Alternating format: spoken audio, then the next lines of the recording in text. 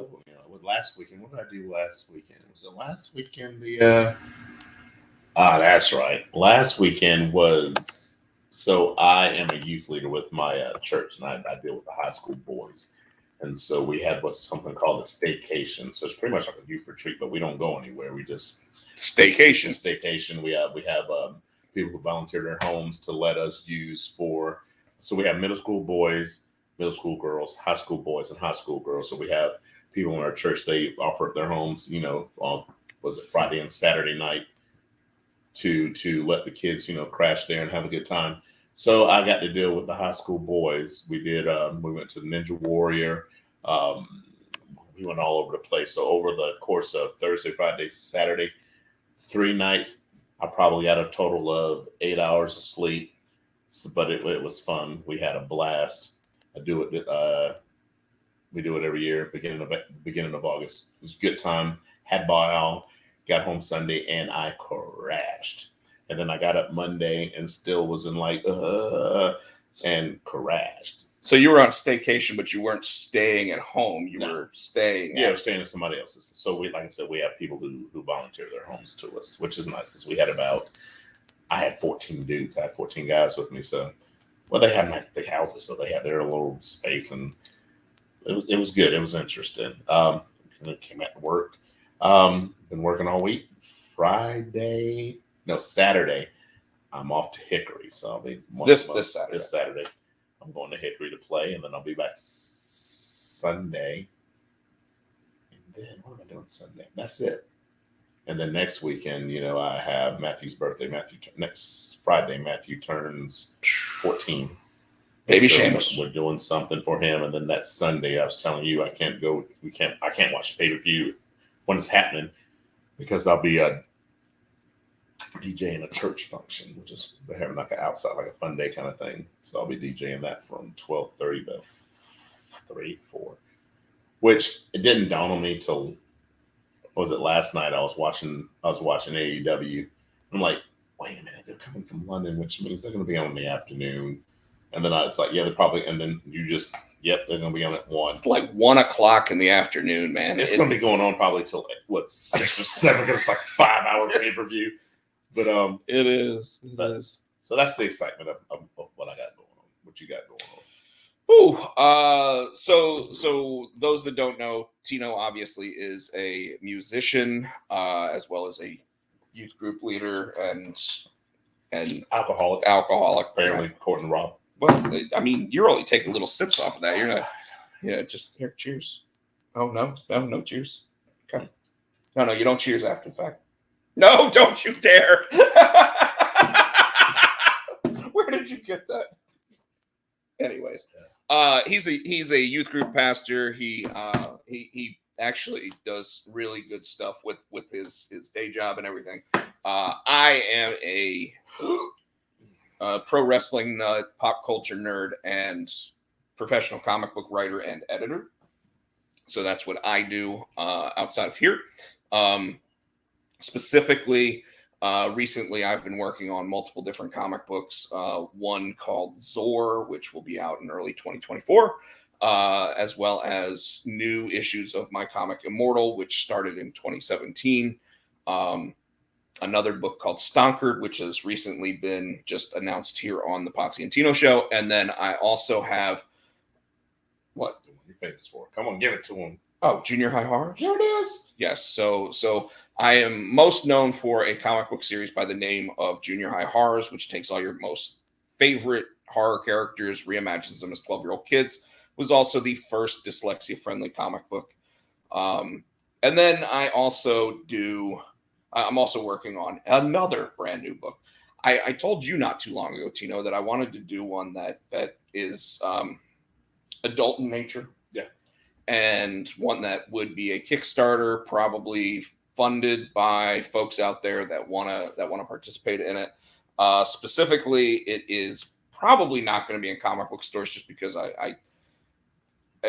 I'm known for kids books. So whatever happened to that other horror one that you were trying to? Oh yeah. No. It's I don't want to say because No, it's just on the back burner. Okay. Exit 49 is on the back burner. So for he tells me all of his ideas off there, so I have to be careful not to say I'm like you know that one. So just in case he says don't say the name of that one, don't tell him. But I'll say if I give him a hint, he'll know what I'm talking about. Then he'll say, yeah, we can talk about it, or no, I'll tell you later off air. Well, and I have another. So I've got two more.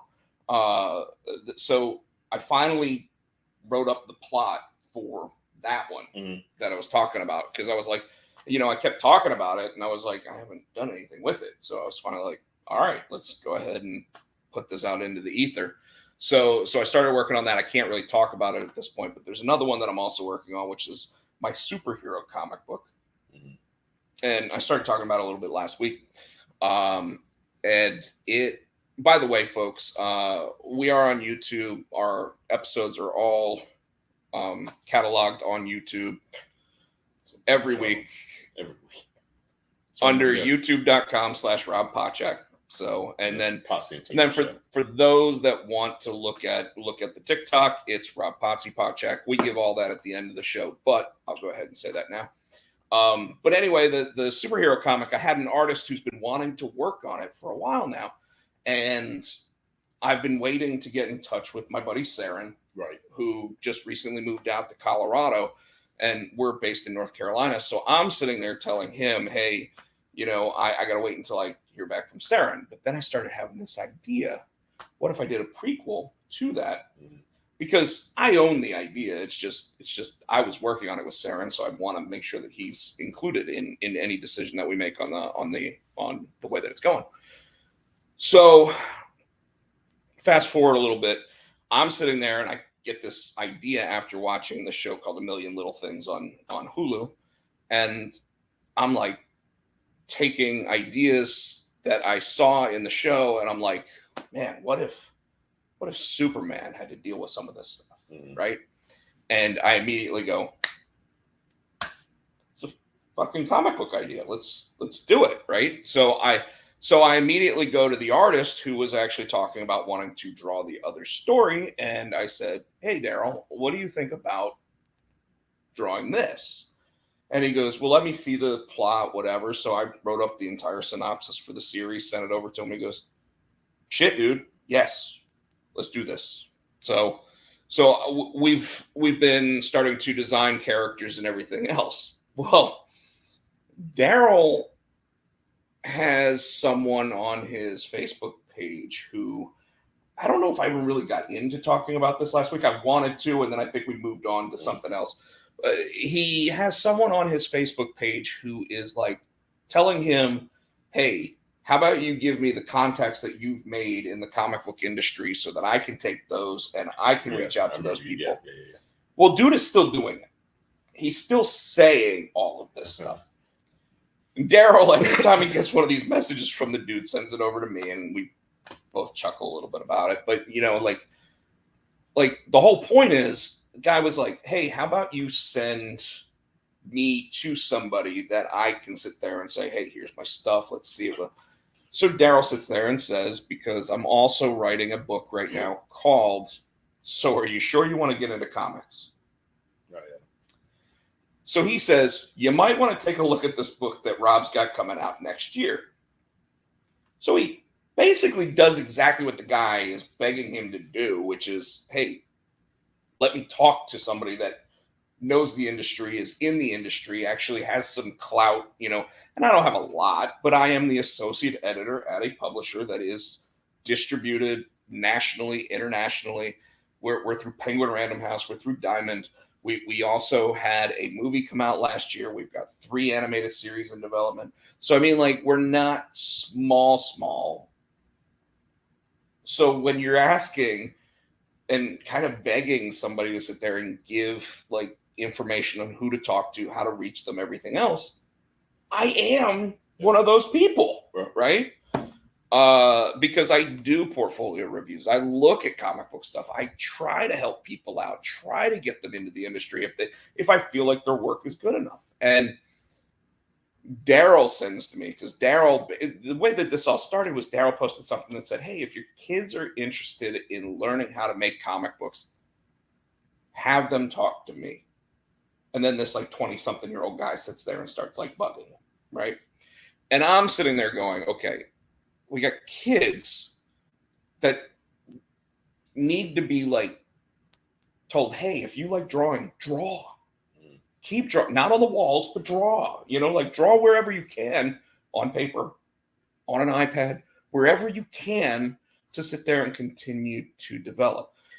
In comic books, if anybody's ever heard of the artist Alex Ross, he's one of the best painters in the industry. I'll show you something by him when we're done if you want to see it.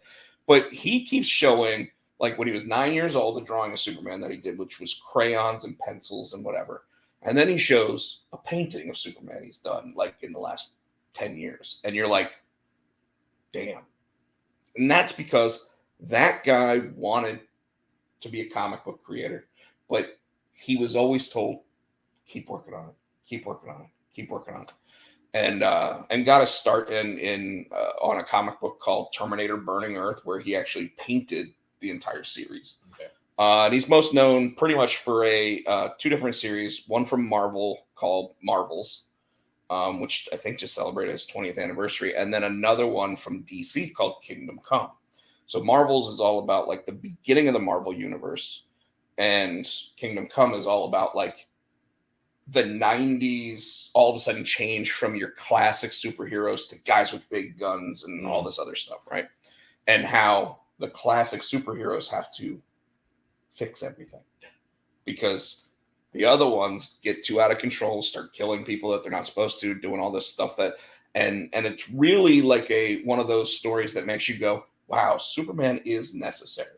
Okay. Because a lot of people don't understand how to write Superman. A lot of people would argue that if you watch the movie Man of Steel, at the end of the movie, sorry, gonna spoil it for anybody that hasn't seen it, but at the end of the movie, he breaks Zod's neck in that movie. Superman doesn't kill. He would find another solution.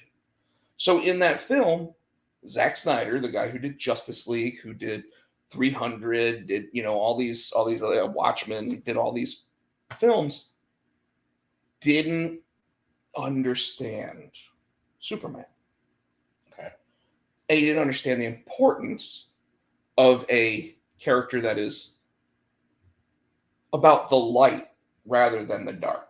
Okay. Right? And part of it's because the movie came out shortly after Dark Knight. Right? So all those Batman films by Christopher Nolan, which really showed why Batman's necessary in a dark, dark world, right? Okay, fine. Well, it's supposed to be the opposite. He's the antithesis of Batman in terms of the superhero. Okay. And that's why they work so well together, because sometimes you've got to gray the lines to get to where you want to go with stuff. So I've always been blown away by that. But Alex Ross has shown that if you continue to draw years and years and years, you take anatomy classes, all this other stuff, you're going to learn how to properly draw and everything else. This guy, he obviously has some talent. Right. Okay. Obviously, and because I don't want to speak ill on him, I don't want to talk bad about him. I'm not going to say his name on here or anything, but he obviously has some talent, kind of knows what he's doing, but I think what he's doing is going about trying to get himself working completely wrong. And what I mean by that is this, is I've sent ideas to Marvel. I've sent ideas to DC. I've gotten rejection letters from them. A lot of people don't get rejection letters from them. What's interesting is when I sent a full issue of a comic to a big publisher, I did not get anything back from them. Which was kind of surprising because I expected them to at least go, hey, not our thing. Great job, though. Something like that, didn't get that back. You see a variation of the comic book coming out. No. Because luckily, when you send it into the submissions people at the specific publisher I'm talking about, they're not making comics. They're publishing comics. Okay. Right? So you send it in, they take your stuff and go, okay, do you need an editor? Do you need this? Do you need that? Whatever. And then they make it, whatever. Yeah. If I sent a Batman story, yes, I have seen variations of Batman stories that I've sent in all of a sudden come out. And I'm like, F you. Yep. Which is why I'm not doing those stories anymore, except I'm doing them for myself. It's not Batman, like it's a character I created that really seems similar to a character that was growing up in a city similar to Detroit or Chicago, but anyways. So the reason why I'm bringing all this up is because this dude has been bugging down. I sit there and I chime in Daryl's comments, and I basically say, hey, well, that's awesome. I appreciate you saying that. Holden's mom out there said I drew her son a picture at Ruckus. Cool. So thank you for checking out the show. If you're not already following the TikTok or the YouTube channel, please do.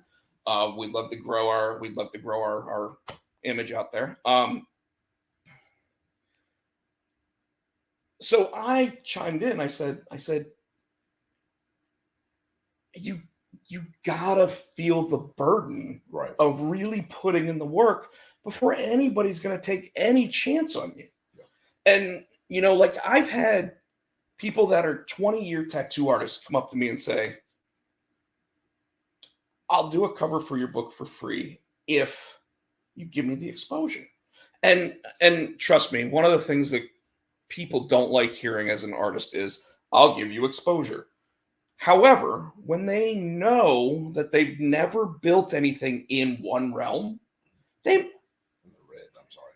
Oh, that it says send somebody something. I don't know.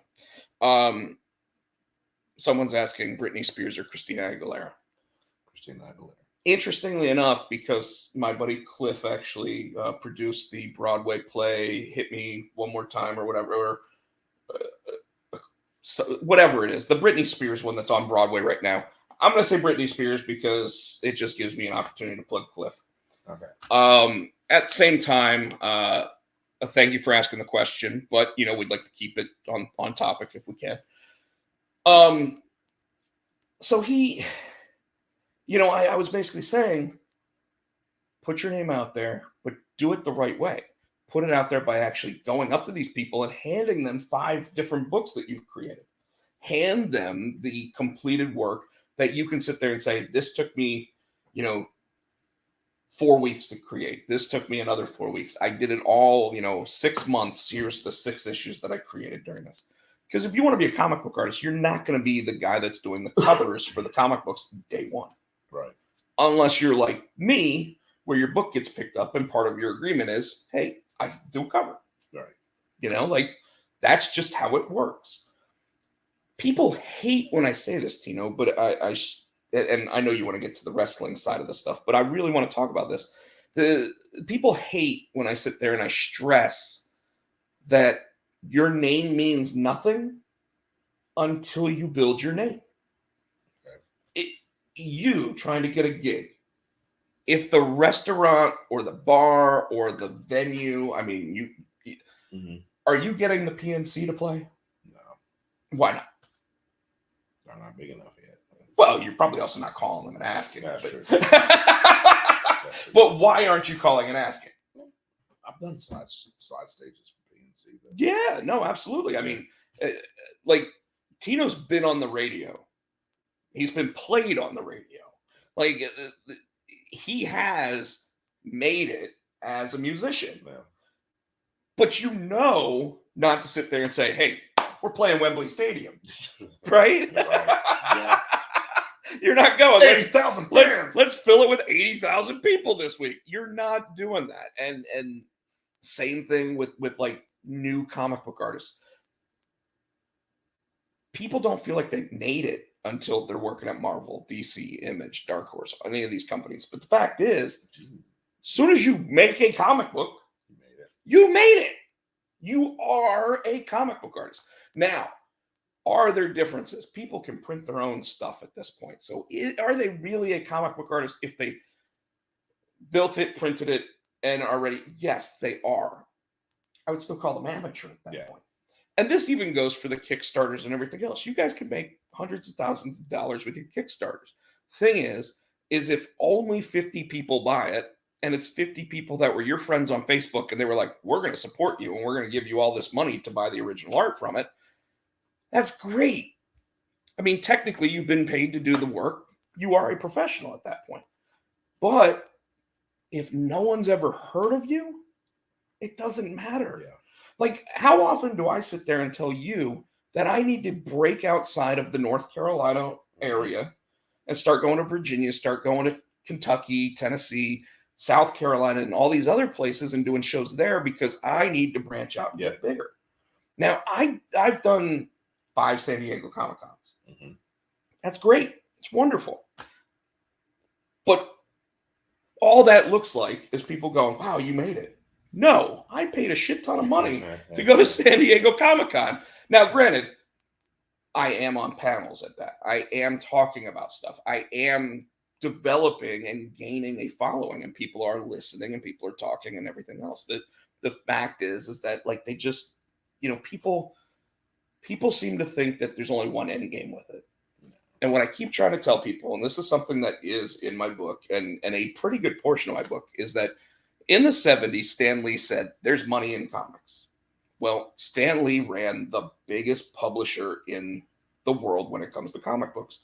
And probably a second, actually. I would actually say that some manga companies actually out in Japan probably make more books. And Marvel? Yeah, Wow. yeah. Well, and maybe their top titles. Okay. Marvel probably prints more books overall. Scholastic actually sells the #1 comic in the world, and that's Dogman. So I thought you were going to say Captain Underpants. it's by the same guy. Yeah. They have Pilkey. So, and that's why like the be all end all with my all ages books would be to go to Scholastic, not Marvel. Yeah. Right. Anyways, so I like he really kind of upset me with a lot of this stuff that he was saying because all of a sudden he sent a message back in all caps. Now, if you send a message back on social media in all caps, yelling. Why are you yelling, right? And I sit there and I say, well, I'm not really sure why you put that in all caps. I'm going to leave it alone. I'm just going to answer your question. Here it is, right? And then he sends back, I was lettering comics, and most comics are lettered in all caps. No. Actually, they're not anymore. They used to be. They used to use Comic Sans, and then they switched it over to some other more legible versions that kept an all caps thing. But now, because they want dyslexics and other people to be able to read the books that have struggled reading them in the past, they've gone to a capital and lowercase lettering scheme in a lot of books. It is kind of jarring when you see one character speaking in all caps and another character speaking in lowercase, and you're like, what is going on? Because like Deadpool does that. So it's, it kind of throws you off. And something I've told you in the past is letterers in comics, their job is to not be seen. So the words on the page are not supposed to distract you from seeing the page. Yes. So anyway, him saying that, I finally sat there and said, all right, I'm going to put your jab at me aside for the all caps lettering comment, considering I am the associate editor at a publisher that has had a movie come out, had these other things. Just want to let you know, if you really are putting in the serious work, at some point you will get noticed. But at this point, I'm going to stop talking to you because you're not listening. So I'm done. So that's what I had to deal with earlier this week.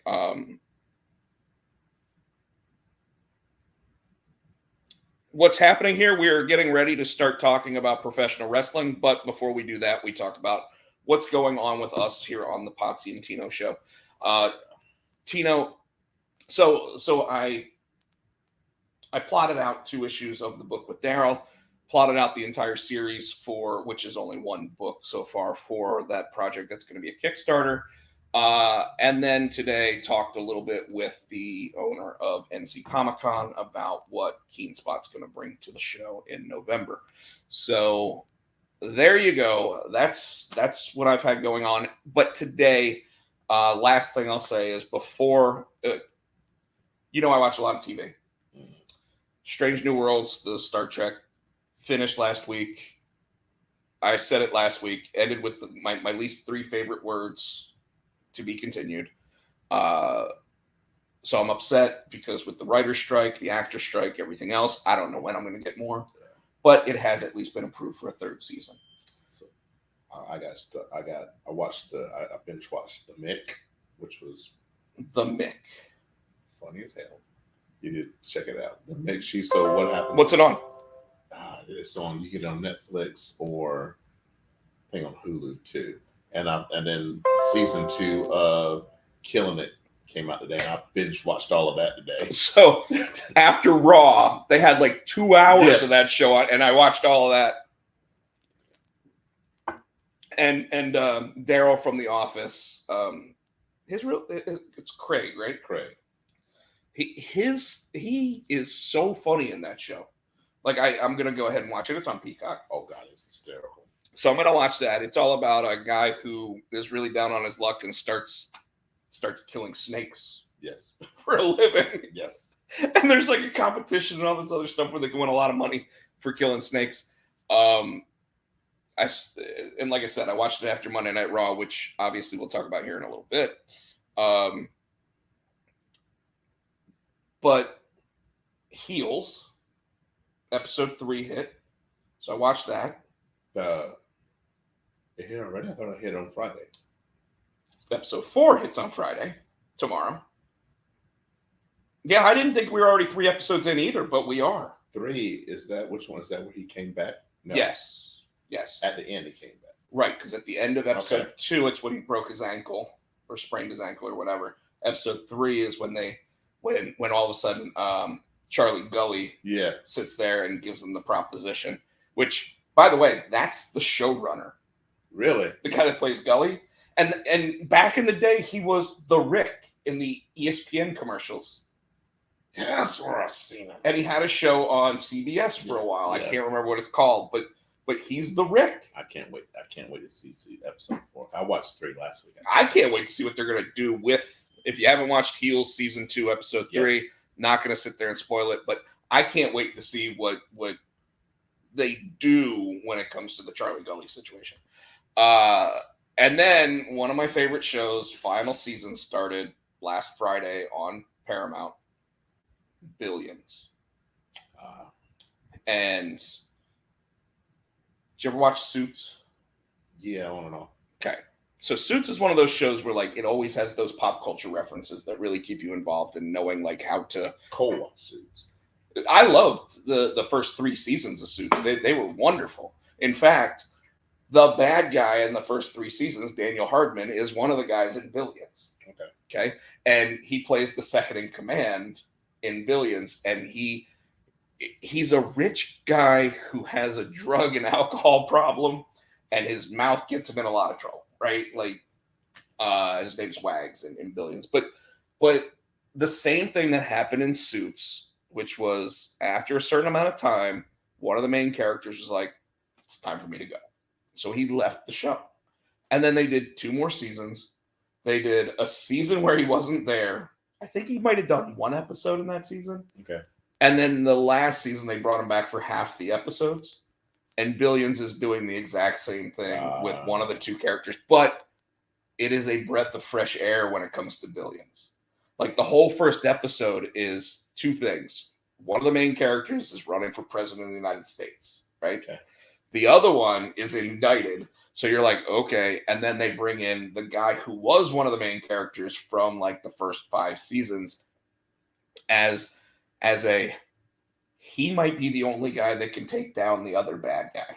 Okay. Right. And when I say bad guy, I mean like it's the bad guy from the first Ant-Man movie, Corey Stoll. Okay.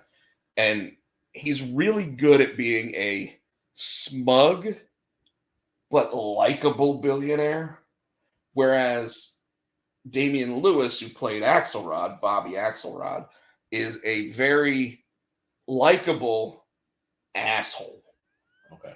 Like, if you're not crossing Axelrod, he remembers that he came from nothing. He sits there and he helps out the local pizza place. He sits there and does, like helps out the local businesses, always like donates charity and stuff like that. But then when someone pisses him off, he goes, you're going to take your name off that bill. You're going to put mine up. And I'm going to do it for a fraction of the cost of what I actually said I was going to pay you for it. And then by the end of the episode, he gets exactly what he wants. And you're like, fuck yeah, love that he did that. And then you're like, shit, he's an asshole. You know what I mean? And then, of course, the other main character played by Paul Giamatti is also an asshole because you're supposed to like him because he's the guy doing it for the little guy, but he's the conniving piece of shit that does it every episode and just makes you hate him for it. And you do hate him for it. And then, of course, his now ex-wife is working for the company that Axelrod started as like the life coach. So the psychologist that also sits there and motivates them to go, I can fucking do this. I'm going to take that money. I'm going to make 15% on that money. You know, that person. What's funny about both of these shows, by the way, is they both have wrestling undertones. The characters mention wrestlers almost every episode in both of them. Cool. Which means you know that the writers of those shows are professional wrestling fans. Which is a wonderful segue. Finally. Sorry, we had a new audience. I wanted to sit there and like... You do this every week, even if we don't have a new audience. Oh, it's true. It's true. Michael's still with us, though, right, Michael? Barely. So, all right, let's just. Which show do you want to start with? We always start with SmackDown. We always start with SmackDown. So folks, now at this point on TikTok, we are going to talk about professional wrestling. We're going to break down the shows, talk about what we liked about them, talk about what we disliked about them, and there are a lot of wrestling shows. I'm glad we don't talk about TNA, although Impact probably is one of the better shows going on right now. Yeah, I haven't watched it in months. I'm lost. I don't even know what's going on. I don't have access, so I can't watch it. Well, I got the Impact Plus. Yeah, okay, so you actually can watch the live episodes and everything on YouTube. So all right, Tino, SmackDown starts out with Flair and Asuka in a rematch. And so Asuka and Flair going. Asuka, it's a pretty even killed match for some unknown reason. I didn't get why they had Damage Control come out. Interrupt them? Yes. What was the point? There wasn't one. There wasn't one. And obviously the first thing I thought when I was watching that was, why are they out here? Because they weren't provoked to do so. They just were kind of coming out to show their dominance. And maybe this is was that the first time we've seen Io since she won the belt? Yes. Yeah, because SummerSlam was the Sunday before, that's right. Saturday, but yes. Saturday before. Yeah. So maybe that was because they wanted her on the show, but they could have done that differently. Why come out in the middle of that match? Yeah, I don't know. It was one of those things where I really didn't understand exactly what was going on with it. It had old school NWO vibes to me, where it's like, oh, we own this place, so we're gonna come out, and there's only two of them that can actually physically do anything right now. Though Dakota did come out to sit there and knee break so much. Yeah, why? So if something had popped off, she can't do anything. I think it's because at some point she is going to get physically involved, but it's going to split up Damage Control one way or another. So I'm wondering if they're going to put Dakota against Io, or they're going to do Bayley. I think Bayley's got her hands full right now with Shotzi. Yes, she does. So the crazy one. Yeah. So the other thing I didn't necessarily care for about this was that they've already said that Bianca gets the first rematch for the title. And why is Io having to sit there and jump these women if she's the champion already? Like, normally the heel jumps the babyface to go after the belt. Yes. And this was the opposite. The opposite. Although Asuka wasn't babyface before SummerSlam, and Charlotte's a terrible babyface.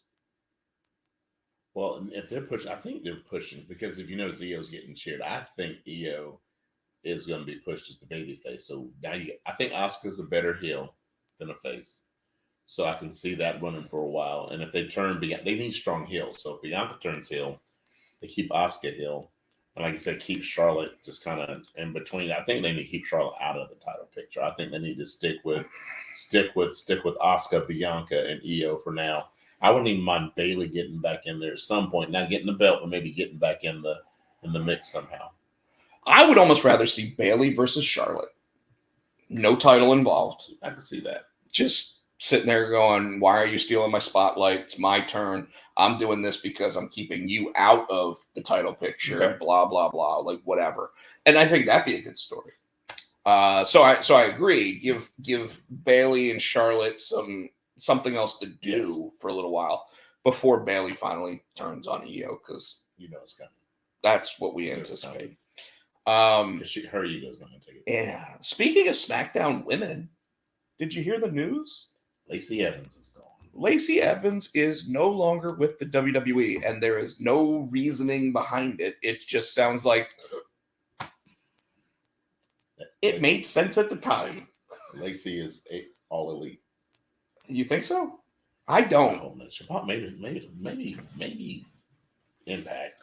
I don't think. Well, first of all, we have to figure out whether or not she wants to stay in wrestling, right? Because her contract was probably decent money for as long as it was. So as long as she was saving money, she's probably okay for a while. She's military retirement, so she's got money coming in. Yeah, so I think she's probably not hurting. Yeah, and I mean, she just had a kid last year. Mm-hmm. I'm sure she got herself back in shape. She came back, but like she was Sergeant Laughter, right? Which is slaughter without the S, by the way.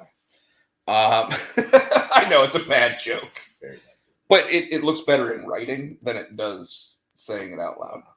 It does.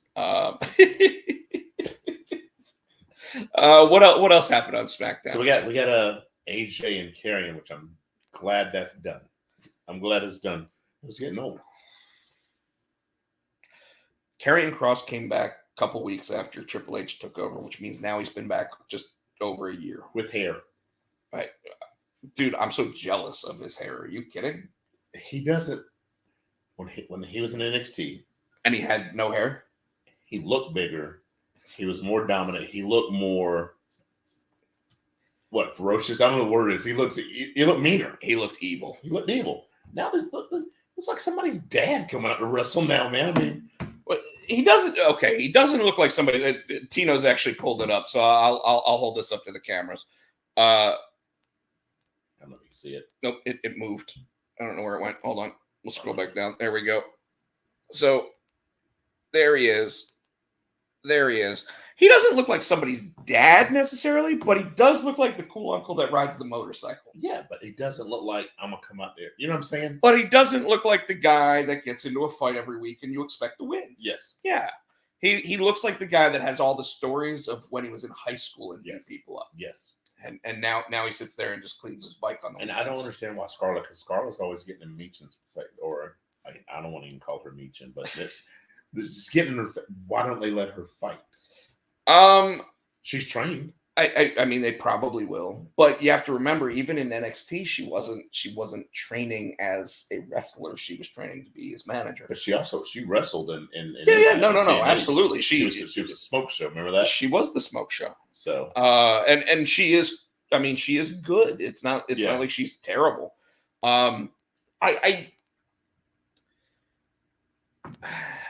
Like I said, he's been back a year. She's been back a year at this point because obviously she wasn't around at the end of his last run. They've done nothing with him.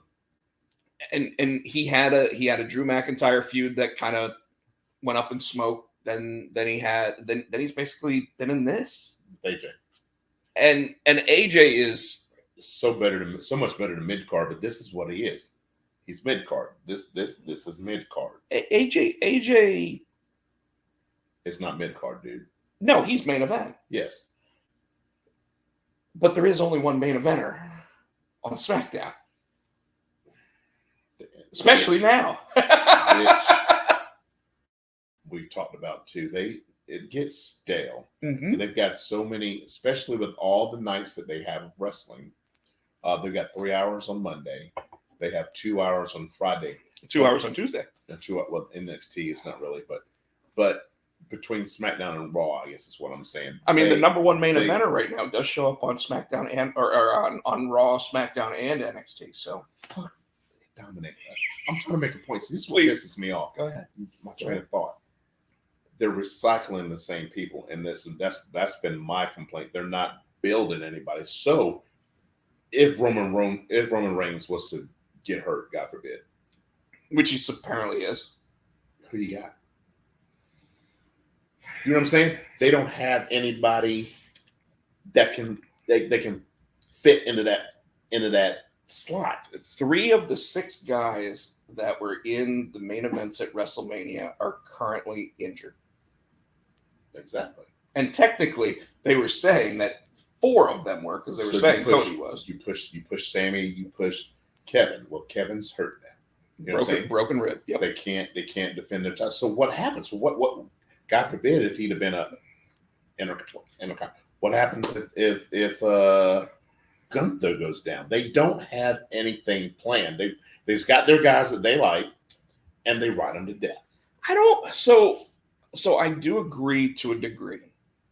I think that and what you're basically implying is that the long-term booking scheme of continuing to push the guys that you're pushing, yes, which by the way is a better scheme than the fly-by-night that Vince McMahon was doing. I'm not saying fly-by-night. I'm just saying have a backup. And you know what I mean? And like pro wrestling has always been next guy up, right?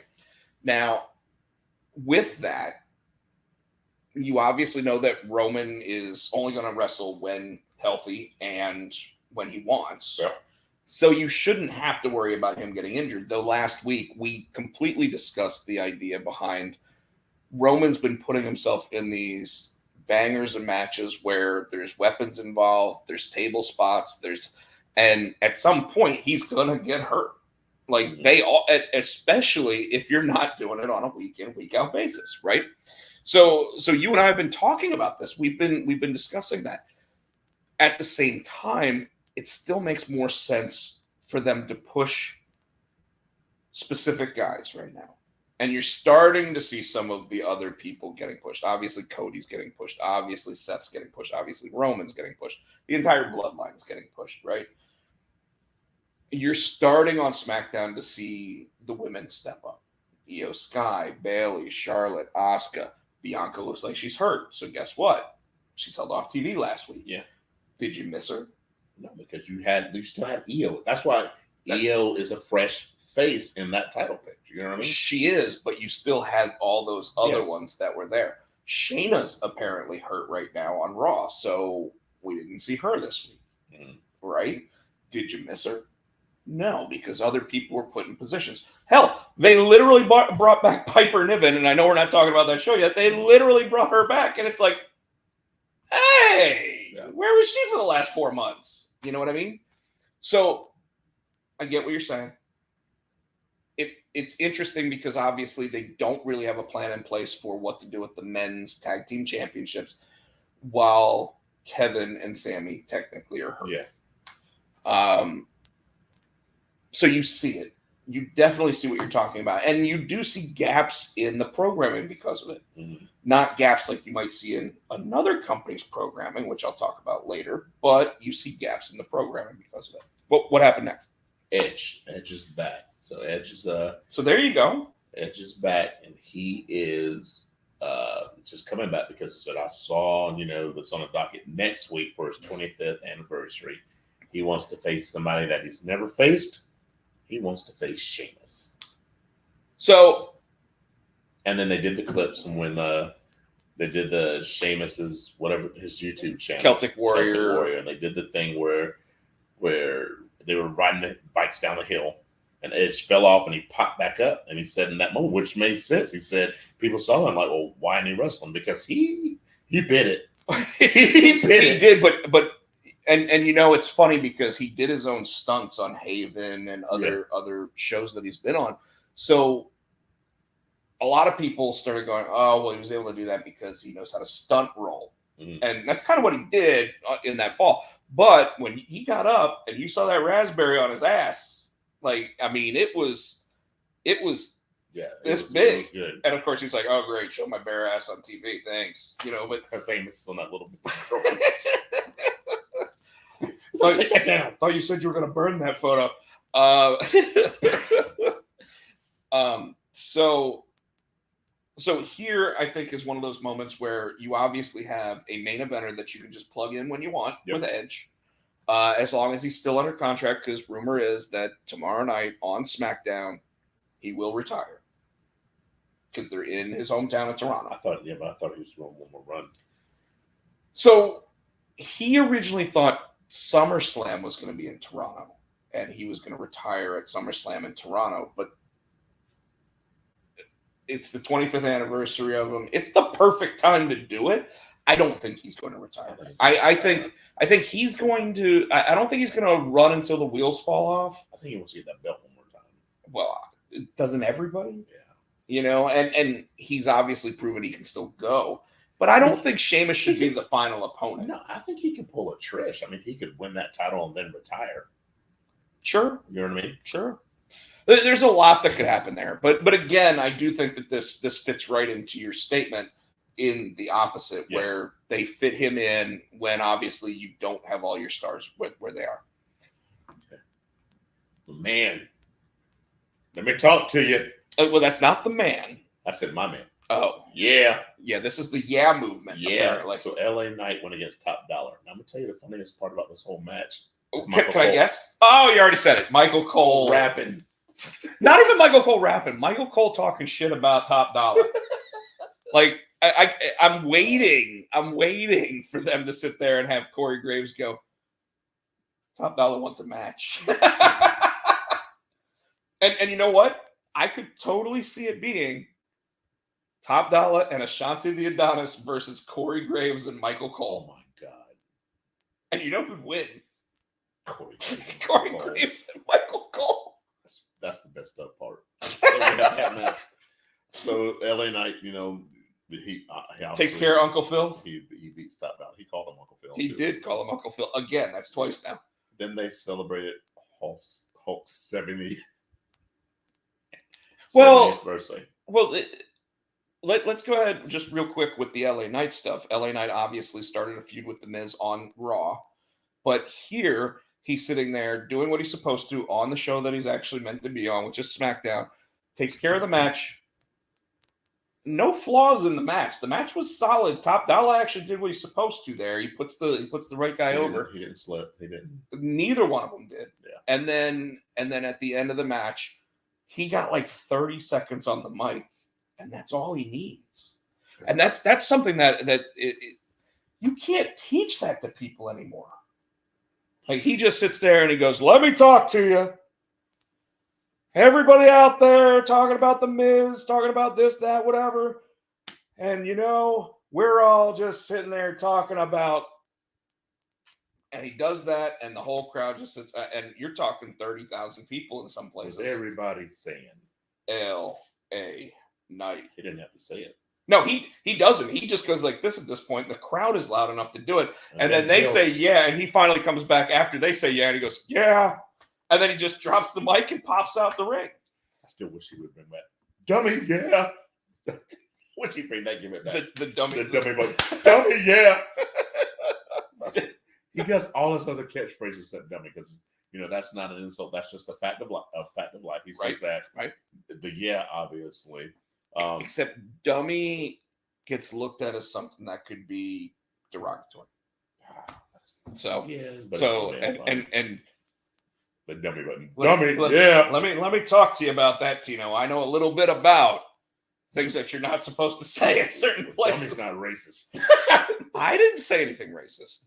I did not, and I'm not going to say it on here. You repeated it, but that's why but it's not racist. I told Nicole that joke. She said you would have punched him in the mouth. I asked Terrence, I asked CJ, I asked a bunch of different people what they thought of that, and they were like, "You shouldn't have said it, but no, it's not racist." So, and I agree with that statement completely. So anyways. So we had Austin Theory. Apparently, he jumped Escobar earlier in the back. What are you laughing at? The segment. So he jumps Escobar. Escobar's hurt. Ray wants to fight him. They won't let Ray fight him. Dude's holding Ray back. Well, Escobar kept getting cleared to wrestle. Yeah. So Escobar comes out for the match. This is what I'm laughing at. Go ahead. Theory comes out of nowhere and just clips his knee. And Nick just keeps walking in the room. Oh, I wanted to defend my belt in front of y'all, but I guess we're not having a match. So go ahead and say I'm the winner. And they send Rey Mysterio down. Now, Tino, where was the match held? It was in Canada. It was in Calgary, Alberta. It's like the furthest reaches of Canada. And he's defending what belt? The United States Championship. Yeah, that wasn't lost on me.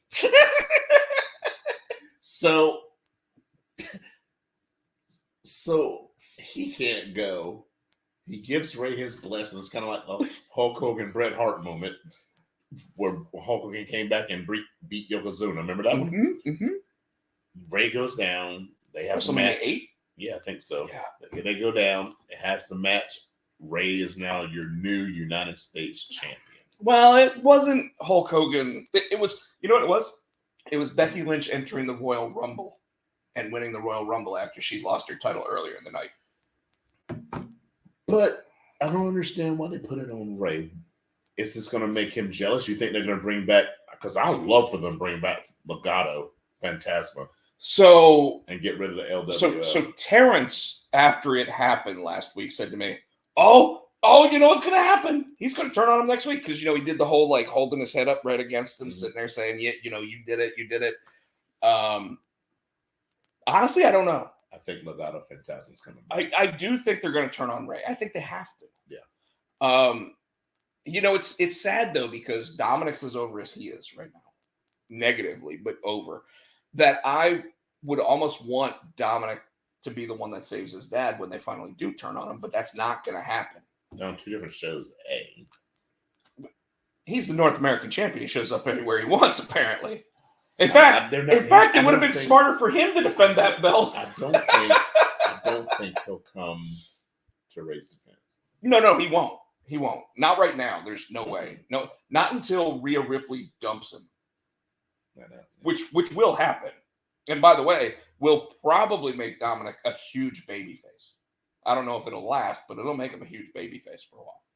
And then you got the main event, the tribal chiefs in the ring. 30 minutes of no wrestling at the end of a SmackDown. They always do that. I know, but think about that. You have 2 hours and 30 minutes. In fact, you only had 25 minutes because they had at least one commercial break in there, which was Roman Reigns standing in the ring without saying a damn thing for 5 minutes. Well, it took him 3 to walk to the ring. Always does. But that's what I'm saying. Before he even asked for the mic, it was 12 minutes. Yeah. And then when he finally asked for the mic, what happened, Jimmy jumped the barricade and got in the ring with him. Let's start with the Paul Heyman stuff. What did Paul? I forgot. Roman asked him. He's like, "You talking to Jimmy?" He's like, "Where's Jimmy Wiseman? My tribal chief. He wasn't very happy with me." He's like, "So he's not here?" He's like, "I don't know." So he gets in the ring with him, and he's talking shit, and all of a sudden, "Ooh, so!" And it was the new version of the song. And Jay, I still didn't pay attention to it. I'm about to hear it because I think it's the same. I think it's a new version. It goes longer, I think, now. He comes down, well, because it takes him 3 minutes to walk to the ring now too. That's why it goes long. So he gets in the ring, and before Jimmy says anything, he goes, "I'm about to let 37 years." I'm like, damn. He got in his face, and it's all. What made me laugh is Jimmy's trying to do this, and Jay. He was all in his face. So this is the first time that I think Jay felt really comfortable in the role. And I'm saying that because when he would talk to Roman building up to the SummerSlam match, he almost always looked for cues from Roman for when he was supposed to act. He was always like,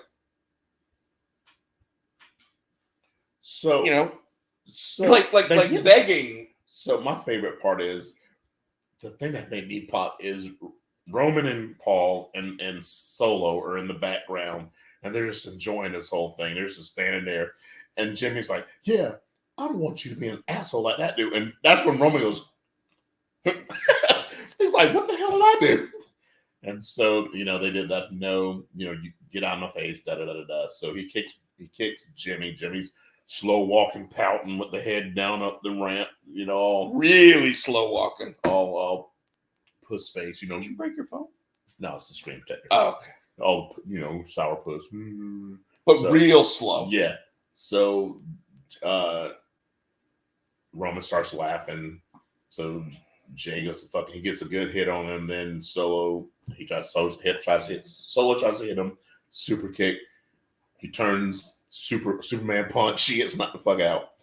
And this whole time, Jimmy still hadn't made it up the ramp. He's still only halfway up. That's what I'm saying. Like the slowest he's ever walked away. What the hell? Well, he did super kick Roman first. Yes. Then he super kicked Solo. Then he got the Superman punch. No, he ducked under the Superman punch because he speared Roman. No, but he got hit with the Superman punch. Did he? Yeah, and then because Roman was taking his time, like talking shit. And he did that. You're right. And Jimmy still hadn't made it all the way up the ramp. Yeah. He got speared, and then Jay's like, "Come on back down here. Come on back down here." And And Jimmy comes running down like giddy the shit out of it. He got what was amazing to me was he literally got within like 3 feet of this dude, and somehow he got his leg up in the shin, and you just saw Jimmy leave his feet and land on the ground. He kicked his soul out. It was like.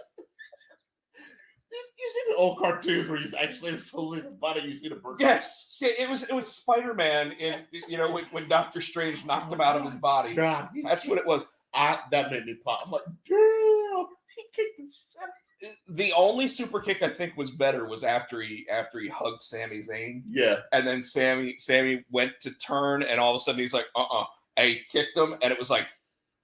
Because that got the biggest pop and the biggest boo like ever. But they were cheering for the "we're gonna embrace," and then all of a sudden, like you gotta, and then it was they didn't cheer again. They didn't cheer again. But after he kicked him, he goes, "I'm out of the bloodline. I'm out of SmackDown. I'm out of the WWE." And then he had to ask a guy to help him over the over the ramp. You got me thinking. So what then he tapped him on the shoulder. Yeah, thanks. What the fuck was that? So I went back. I've been watching YouTube and all this other stuff. So apparently he's just taking time off for a while. He's not coming back.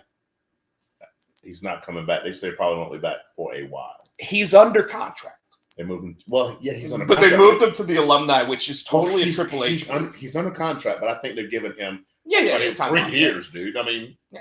So they're giving him time off, and I'm hearing he's probably going to come back with a new.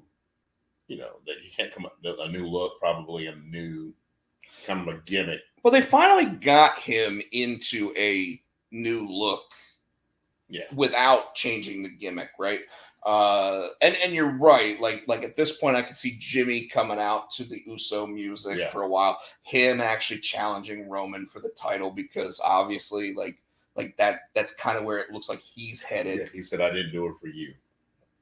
Exactly. So, because Roman was, you want cars, you want a jet, you want this, you want that. Like I can make Flair happen. You want Flair as your personal attendant. We can get Flair out here. So that was. That was the end of SmackDown. Now it immediately caused craziness on social media. Tino. Yep. Everybody is sitting there going, Jason Fatu is all elite. Nah, he's still with WWE. He's just taking a break. Exactly. And now, but the reason why everybody's saying it is because they're like, well, he picked the perfect time to quit the WWE if he wants to show up at All In. Now, hold on. Let's play devil's advocate on that just for a second, okay? What if to be able to use these AEW names and stuff on different WWE programming, Tony Khan said, "Hey, I want one of your top guys to show up on our biggest show." Vince, hold on, and Triple H are not going to do that for the second. What do you call it? The second. Well, that's why I think he would actually. That's why I think Triple H would say, "Okay, you're right about Vince. Vince wouldn't ever let his guy show up." But could you imagine Jason Fatu showing up at All In and being like, "It looks like there might be a family member here on, that kind of thing. And you're right. 100% not happening. But wouldn't it be fun? Collision. Okay. Show opens up. Tony Schiavone's in the ring with Ricky Starks. Ricky Starks comes out. Now, Ricky Starks cut a hell of a promo. Well, yes, he did. And go ahead. Talk about the promo. Talk So about pretty much what it pretty much he came down. Schiavone got on about attacking Steamboat, as Steamboat says. If your parent, you understand. If your child's understand, you're gonna whoop his ass. I'm like, oh, that made me laugh because you whip your child's ass. So that was a funny line. But he's like, yeah, you've been suspended for 30 days. He said, that's all right. I got a manager's license now. I'm interested to see the fuck's gonna happen now. Who's he gonna manage? So, can I speak on this? Go ahead. Because I was like, I was trying to think, who can he manage? Well, I don't know who he's going to manage. I don't care. Probably Powerhouse Hobbs. Could you imagine him all of a sudden being with Hobbs again? I would still be on the show every week. So, anyway. Exactly, because obviously we'll talk about what Hobbs is doing on the show now. But Tino, I am so mad about this. I have a manager's license shit. And I'm going to tell you why. Because a couple weeks ago, they did an amazing match between Andrade El Idolo and Buddy Matthews. I almost said Buddy Murphy, like Ian Riccaboni did on the show. Buddy Matthews. In that match, which opened Collision that week, they said Julia Hart has every reason to be down here during this match because she has a manager's license. Okay, totally fine with that. The very next match that they had that night, don't even remember who it was, somebody came down and interfered in the match, and they weren't allowed to be down there because they didn't have a manager's license. But we don't care at this point. We only care for the matches that we actually say, that person's got it, this person doesn't. It's one of these rule things that AEW doesn't even listen to their own shit that causes so much turmoil in terms of whether or not people think it's a good show or not. Prime example. We'll talk about Dynamite. We'll talk about the Texas Chainsaw Massacre match. We'll talk about it. Keep spoiling shit. No. But we'll talk about it. But that match all of a sudden had like 19 other people show up. None of them. That's a difference. So that is all that. But because that was a no rules. So that usually gives you an excuse to have interference. Okay. Brandon Cutler is a manager. Is he? Yeah, when he comes down with the Bucks, yeah, he's Okay. I'll give you that one. But what about the Bucks versus the Hardys 2 weeks ago? He was the manager. He was. But there was the guy from Top Flight, and there was the other guy, Ethan Page. All came down to the ring with the Hardys. Yeah. You do that all the time. That's my point. Why is it important to mention this manager's license and then just have random people show up? And QT probably does have a manager's license based on everything because he is. Well, the fucking big tit Harley Quinn wannabe doesn't have a manager's license. We don't know. Apparently, I don't know. That's my point. Okay. She thinks she's Masscaster. It's like we're not going to count anybody out. Someone gets put through that table almost every week outside the ring, and yet there's no disqualification. There's all these different things that happens after the match. No, the table bump.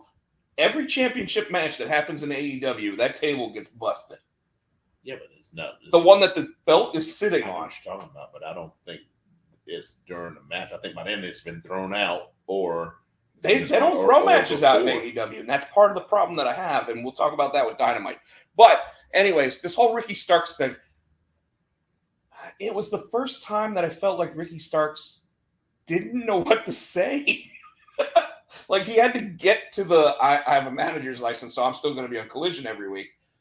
But the whole time he was talking, like he was like, up yours, Schiavone, and up this guy's too, and this guy, and like you'd have to rewatch it to actually hear him miss cues. But it was like he had so much that he wanted to say and he wasn't able to say it correctly. And by the way, that's what happens when you don't learn a script, right? So I mean, it is what it is. I think it was a good promo though. It was fine. Wasn't his best by any means. Okay. The Acclaim takes on the I'm Savages, who used to be Bear Mountain, whatever they used to be. Oh, were they Bear Mountain? That was them. Why'd they change their name? I don't know, but they've been in our race, and now they're what are they? The Iron. What was it? Oh, I think it is Iron Savages. Yeah, but that was the Bear Mountain. Interesting. Wow. Yeah. You know what? They were probably catching too much. And so yeah. Because remember they're Bear and Bronson. That was Bear Mountain. Yeah. Okay. Interesting. They hit the double famoursers and homage of Billy Gunn, and they won. But after that match, the lights went out because they keep bringing those boots down, right? After the match, the lights went out and the lights came back on. It was a House of Black. Now, what I thought was about to happen, because remember when Billy Gunn lost the one match? Yeah. And he whispered something to Billy. I thought Billy was going to come in, turn on them, and be with those, but I think they just came and took their belts. What's their deal with stealing shit? They stole Andrade's mask. Now they came and stole Billy's boots. What are they doing? That they're trying to build a wrestler. I think so.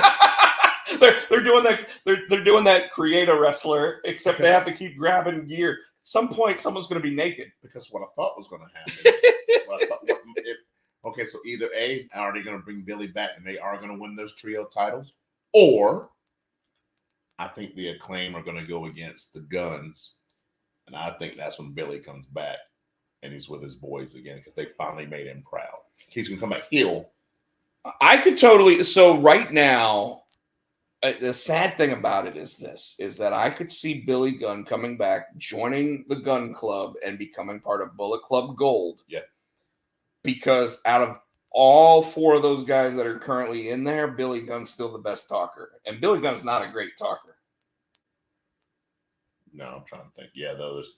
I mean, what's his name? Isn't that bad? Juice? Not Juice is horrible. Switchblade. Switchblade's all right. Okay. He's all right. I still think Billy Gunn would be the best talker in the group. So we got Nightingale and Statlander against Diamante and Martinez, which I found this interesting because the reason that this match was brought, and it's just a little side, I don't think anybody realizes, when I think, what was it? Was it Mercedes last week fought Kira Hogan? Yeah, I think so. And Diamante came out and jumped him. Well, little side note, Diamante and Kira Hogan are a couple in real life. I just thought it was funny. So I mean, that's know what I'm saying? It's interesting, but it kind of makes sense though. But no, she came out and jumped her girlfriend. Oh, remember, yeah, Diamante came out to help Mercedes beat down Kira Hogan. So, but I thought this was a good. They're calling those Saturday Nightingales or something. That's what it is. I forget. It was Saturday. Something Saturday. Saturday Nightingale. Yeah, something like that. Saturday Nights or something Saturday like that. Nights. Yeah, something like that. But it was Saturday. Yeah. So that was that match. I think Martinez and Diamante won that. Okay. Samoa Joe versus Andrew Everett.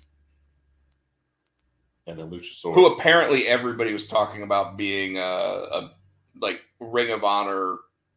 Yeah, Ring of Honor, and he was big because it was him and Cameron Grimes on Impact for a while. They were coming up. They were big. They were X Division champions and all that stuff. Yeah.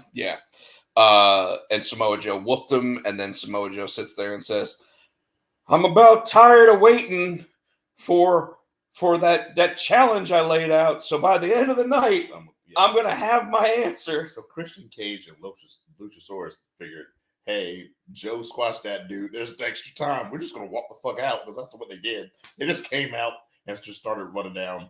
So all of a sudden, hey, Amanda. Arn Anderson came out with his son, Skinny Fat. And I was waiting for you. But the real world champion is Skinny Fat. No, Brock took that fucking, and I realized Brock took that jacket off. So Brock Anderson is like 180 pounds. But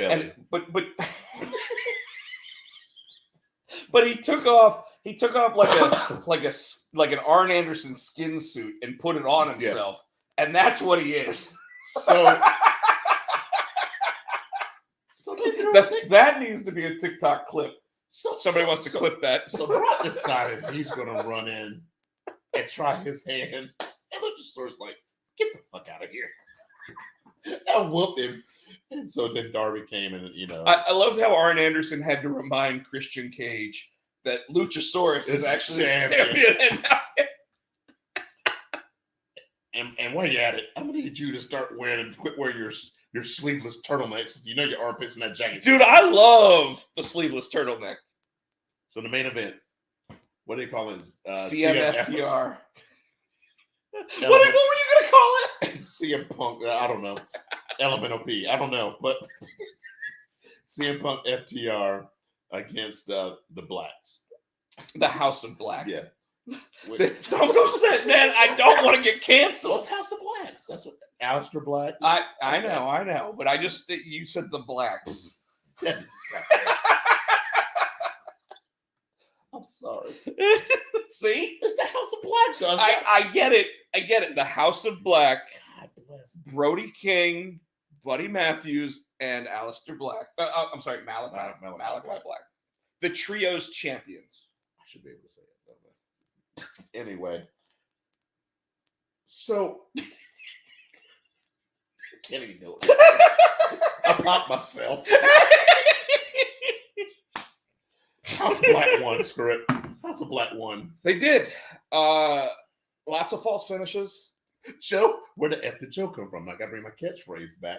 Because all of a sudden, I didn't even know that CM Punk wasn't at ringside at that point. I didn't either. Joe came out and dragged his ass over the barricade. So Samoa Joe, and you know what it was? It was Night CM. Night. CM's gonna go night. Go to sleep. And you just see him, and he's got bubbles coming out of his mouth. Samoa Joe's like, stop drooling on my arm. Samoa Joe's like, you gonna give me my match? Right. How is he gonna get an answer? How are they all gonna be at Wembley Stadium together with the Elite? Okay. So that was. I enjoyed the show, though. I did. See, I told you. The wrestling was pretty good. And I bet if we actually looked up the ratings were better than the week before, which they said were the lowest ratings of Collision in the 5 weeks or whatever because, well, it went up against SummerSlam. So, Monday Night Raw. We start out with the Monday Night Raw's version of the Bloodline, which is Judgment Day. Bow, bow, bow. So, without Finn Balor. Yes. Which Damian Priest brings up. Yes. And Rhea's like, look, we're not going to fight about this anymore. They're trying to do their thing. Not a fan of Rhea's new haircut. And then this dude came ringside. You know, your favorite dude, the big head. You know that dude. D'Lo Brown? No, big head. The one you said, JD McDonough. Oh yeah, dude. He is a bobblehead in real life. By the way, if you don't know who JD McDonough is, look him up on WWE.com. That dude he literally has like a 112-pound frame with a 60-pound head. Tell me I'm wrong. He does have Brock Anderson's belly on his shoulders. His belly button's the mouth.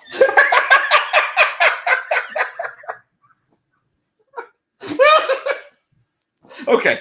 I that's popping yourself. So JD McDonough comes out and says, "I'll give you a belly to belly." He'll give you a belly to belly. Spine buster. Dude's got the biggest head in wrestling. Mm-hmm.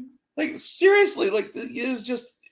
It's like that movie. What was that movie with Mike Myers back in the day? Where it was like, I bet he cries himself to sleep on his big pillow. See, so JD McDonough comes in. He tries to interject, and Mr. Senior Money in the Bank wants to fight him, but they won't let him fight. No, and And it's because they said he's friends with Finn, so we don't want any dissension. We want Judgment Day to be together. Blah blah blah. So what happens? So he's talking junk, and Rhea's like, "You need to give Finn a message, tell him we need to talk." Well, then Sammy's music hits, and he comes out and starts beating the dog shit out of JD McDonough, and then he looks in the ring. Jamie's like, "Hey, that's your fault. We don't want no parts of that." Now, right now, Sami Zayn's elbow looks like this. Oh, dude, it looks terrible. It looks like this. So he looked at them, and they're like, "No, that's you. We don't want no parts of that." So they let him continue. Yeah. So and JD whooped him. Now, granted, it's because Sami Zayn's elbow looks like this. But Sammy won with the haluva kick. He did win that match, that impromptu match. He did. In Toronto or in wherever they were in Canada, Vancouver. Yeah, and then after that, Manitoba. Sammy's celebrating. Finn comes in and jumps on him, and JD continue to jump on Sammy. Yeah, this is what you're talking about. So Chelsea Green is in the back with Adam Pearce trying to say she wanted to have it's kind of like America's Got Talent. She wants to. It was so good. To find a new one. It was such a good segment. And he's like, no. She goes, well, I want to talk to your manager. I want to talk to human relations. I want to talk to human resources. Human resources. And it's like, no. Then then Caden Carter and her partner, Kate Katana Chance come and say, yeah, you find a partner on PC. He goes, well, I'm trying to find a partner. All of a sudden, like you said, Piper never comes out. She goes, I'm your tag team partner. She goes, no, we're gonna hold on. I don't think you heard what I said. I'm like, how you bully yourself? I wish you would have slapped her right there. How do you bully yourself in the man? I'm the tag team partner. And she's like, oh. And then she just took the belt and put it on her shoulder and walked away. But here we are again. What you were talking about earlier was, yes, what do you do when all of a sudden you have something like this happen? And that is perfect. Somebody who don't use Piper Niven, who is a badass. Yes. So yes, I can see that. And a Triple H girl. Yes. So but at the same time, she wasn't being used. Yep. They had her in the ready. Yep. And instead of doing what they've done so many times with those women's tag team championships recently, they just said, nope, Chelsea's still the champion. She's just not going to like who she's champion with. And, I have to say, I would love, and I know it's not going to happen because Chelsea's obviously a heel. Piper acted like a heel, that they're going to be heels in this role. And Chelsea's going to have to, I heard all over the internet that what people really want is they do want Chelsea to keep trying to get another tag team partner, and Piper just keep walking up behind them and having them go, no, you know what? No, I'm good. I'm good. That'd be funny. It'd be great. That'd be hilarious. I'm down with that. That'd be hilarious. But I love the pairing.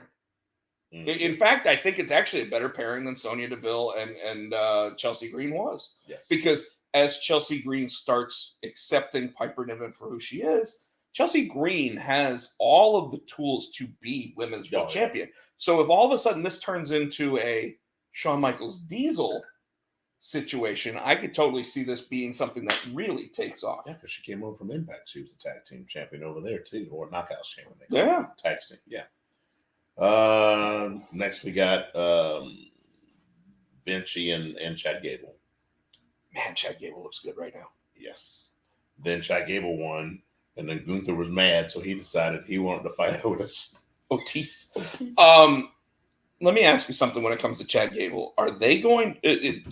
I originally, when this happened, I immediately went, are they going to hold off that match with Chad Gable until after Gunther is the longest reigning? I told you that. That's what I told what you heard. What they announced. Gable is going to take that championship off after I think they're going to let him beat the Honky Tonk Man's record, and then Gable wins. And Gable wins the belt. What's interesting is that they announced the match for next Monday. And because he's got 25 more days. Uh-huh. I think what'll happen is they'll probably some kind of disqualification, something will happen, and they'll just to drag it out. You know what I mean? Good. And I can see him doing that. Yeah. He gets cheated out of the belt. Holy crap, suddenly we got 10 comments in here. Lacey will end up at All In. I doubt it. Sorry, Michael. Tino can say that, you can't. Yeah, earlier. Yeah. But I think that, yes, I think he gets screwed. He gets another shot, but that gives him a reason to let Gunther beat the record, but still give Gable the chance to put that bet on Gable, because he's hot right now. That record has been there since the Honky Tonk Man. Yeah, but what was that? WrestleMania 5? Yeah. No, SummerSlam. SummerSlam before WrestleMania 6. They're all about breaking records here, because Roman Reigns broke the damn record. Now they got Gunther breaking the record. Roman hasn't broken a record yet. He set a record. No, he's broke. Yeah, he's held it longer than anybody. No, the only person since the year 2000 to go over 1,000 days. Who had it? Bruno Sammartino had it for 7 years. Oh, yeah. So 7 years is 2,500 days. Yeah. In fact, I saw something from like Sportskeeda on Twitter. It said, or X. It said Roman Reigns 1,192 days until he beats Bruno Sammartino's record, and I was like, "You bastards!" Like, if he's going to hold it to WrestleMania. But that only puts him at another 200 days. That's true too. Yeah, so I mean, he'll be at 1,300 days. There's still another 1,200 days to go. But Gunther will lose to, and it'll be the game. And what it's going to end up being when it comes to Roman Reigns' reign is obviously just like with football, for example, the game has changed so much in the NFL that now your passing leaders throw for 5,000 yards. When Joe Montana played, he was only I don't think he ever threw for 4,000 yards. Got it. And yet he still won the MVP 4 times. So like ultimately, it's because of the change of the way that everything's going. I mean, Bruno Sammartino really, for the longest time, only wrestled when they went to certain towns. Yeah. So it's kind of like the NWA championship back in the day. Yeah, I mean, he might wrestle once a month, but you knew he wasn't losing to the regional champion unless. So did they not have? Well, I guess they did every 30 days yet. So yeah, once a month, that makes sense. As long as he defended it within 30 days. Now the unfortunate thing is that WWE's kind of thrown the 30-day rule out. That's still, I don't like that. I don't either. And it's interesting because Roman does seem to show up 2 times in a month now, but you broke the rule with Brock. So when Roman signed his new contract, it makes sense that their top guy is able to do that. So we got Drew McIntyre and Riddle against Viking Raiders. Before I go into this, you sent me on TikTok. You know what I'm about to say? You sent me the Riddle and Ciampa. And I knew every time he would say it, you would laugh. Explain it. So they're talking about. So it starts out. Ciampa's like looking for someone. I said it yesterday, right? It was today. I got it today. Okay, so Johnny Gargano's birthday is today. So he's got these posters, and you don't know what it is. He's put on these missing missing posters, and it's Johnny Gargano. He's put them, and then Riddle comes into the frame. Goes, yeah. He goes, yeah. I miss my partner too, Randy. I miss my best friend. I miss my best friend. He's like Randy, and he's like. And then Ciampa's like, Johnny. He's like, Randy. Johnny. And it went on like this for like a minute. It was like a 3-minute TikTok. And it kept getting sadder, like, Randy. And Ciampa would go, Johnny. And how Riddle said Randy, that's how Ciampa would say Johnny. That thing, that got me. That got me today. I knew if nothing else was going to make you laugh. Because the other one that I thought was funny was the baby goats that all of a sudden looked like they just stopped moving. I don't think I've seen that. But yeah, that one got me. It'd have been different if he'd have gone, Johnny. No, Riddle. Oh. It does a oh. See, I was waiting for that at the end. Yeah. Oh. So McIntyre and the Viking Raiders. And you knew it wasn't. The match was fine. Yeah, but it wasn't. Yeah, it wasn't a banger. I mean, it was just like you said, it was fine. No, but for what it was, and it was. So it was Drew McIntyre still being babyface Drew, and I was hoping to see some frustration because I want to see him. He came out in all black, and I said, "Oh shit!" Because he had the black tights. I thought he was going to turn on Riddle. Well, and I think that it's going to lead to a turn. And I think it's going to be like an elimination match or something else, and it's going to come down to them versus somebody. And finally, Drew's just going to be like, "I'm so sick and tired of you." Yeah. And then he's just going to claymore his own partner and leave. And everybody's going to be like, "What the hell did Drew just do?" And it's going to be Riddle versus Drew, which, by the way, could be a banger. I think, yeah. Yeah. So then we have backstage, you got Raquel. She's tried her hardest to get cleared tonight, but she couldn't. So it's ready. Indy. So yeah, Candice says, Raquel will get her time. Raquel and Candice both hype Indy up for her match. Now, Indy's tough. I think Indy should have had a better showing. I'm not saying beat Rhea. I knew that wasn't going to happen. But make it look like she, you know what I'm saying? Try to build Indy up. Give her a shot and help her look strong. You know what I mean? She's not beating Rhea. I get that. And they did have some spots where Indy looked strong. But again, that's what I'm saying. You have somebody waiting in the background. You got Raquel. She's hurt. I think Indy would have been believable. So there is a believability factor if Candice LeRae is out there with Indy Hartwell that she can cause enough of a distraction to Rhea Ripley to where Indy can get a win. I think it should be the other way around where Candice gets the win because Indy's the distraction, just because I think that Candice is actually still the better wrestler out of the two. Same time, Triple H really doesn't book that way. Yeah. And for the most part, we agree with the booking decision there, but it does, and you know what it is that somebody somewhere is cutting down the time in women's matches. And, as long as Rhea looks strong, it doesn't matter how the rest of the division looks. You got all your chips and all your money on Rhea. If she goes down with a knee injury, then what you got? You know what I mean? Yeah. By the way, TikTok just said, "Hey, great job. You've gone live for 90 minutes. Be sure to take a break." Oh, damn. We're almost done, TikTok. It's fine. Thank you. Thank you for not cutting us off. Yes. Backstage, we see Finn warming up. Damien approaches him. Looks like it's offering more support. Big Head shows up. Didn't say no. He did though. No, not that one. I'm reading it. Then you got Michael Cole's in the ring with Nakamura, which I don't.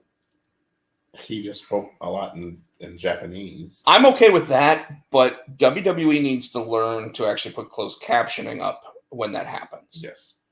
At the same time, who came down? Rollins came down with his song. He came down. He faces them. He's like, if you wanted a title shot, he goes, "I'm not a hard man to find." Pretty much, you got it. You got it. So Nakamura waits for Rollins to turn his back, and then he kicks him with a Kinshasa. Yeah, unfortunately, I don't buy Nakamura as a viable champion at this moment. I would have if this was the Nakamura that came up from NXT. I don't, because this is the one that ended up being stuck in a tag team with Rick Boogs for a while. And it's sad because obviously Triple H knows that Nakamura is a guy that can beat Brock Lesnar. Yes. Right? And a legitimate pancrase fighter that can beat Brock Lesnar. The idea that Vince McMahon doesn't know anything about his history or anything else, or doesn't care about his history or whatever, kind of sucks. I mean, when you typically look at Japanese wrestlers, a lot of times their frame is a lot smaller. Yeah, they're normally like the flippy flop guys that you hear about all the time. Well, we got Nakamura, and we got old boy on Dynamite with Takeshita. Yeah.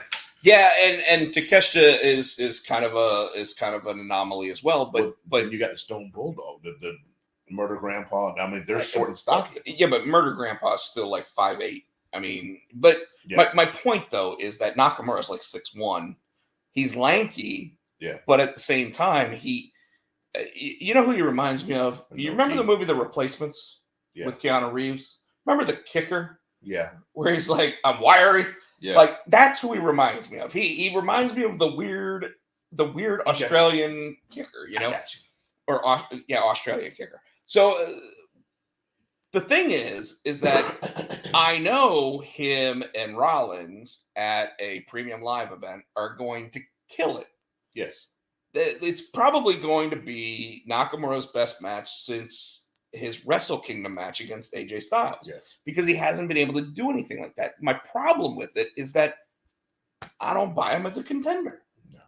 And you know, it'd be interesting though. What if it looks like Seth is going to go for the stomp and Rick Boogs actually shows up and stops him from doing it, and because of that, Nakamura wins the title because of that. I could almost buy into that, because where the hell's Rick Boogs been? He came back. I don't know where he is. But they did the thing with him and Elias. Yeah. So at this point, I'd almost like to see Nakamura be in charge of a group that could actually speak for him, and Elias could do that. Was it? What was that? Hour and a half? So yes. Yeah. So Trish and Becky goes to a count out. They get tied out into the stands. Well, remember the stipulation of the match as well was Zoe Stark is banned from ringside during the match. But she comes out the double count out, and they're in the concession area. She comes out, and they put Lynch down. So yeah, terrible. Yeah. Did you see when Trish Stratus went for the high five and Zoe Stark completely whiffed on it, and instead Trish, being a pro, went like this. She put her hand up, and then she went get her out of here. So Pierce comes out. He is furious that Stark got involved tonight. He said, we've been promising Stratus versus Lynch for a while, so now it has to happen in a steel cage. Okay, so we'll see. Okay. Cody Rhodes and Finn Balor. And that closes out the night. It does.